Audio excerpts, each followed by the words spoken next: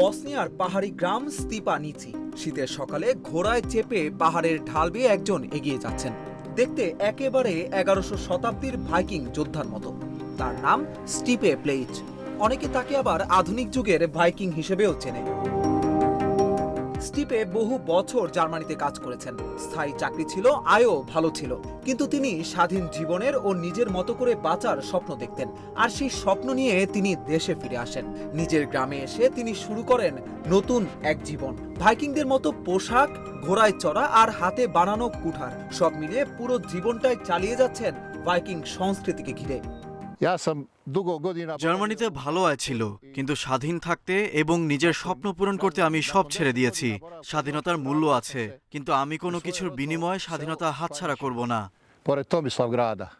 তার বাড়িটাও সাজানো একেবারে ভাইকিংদের মতো। ঘরের প্রবেশদ্বারে লেখা আছে ভ্যালহেলা।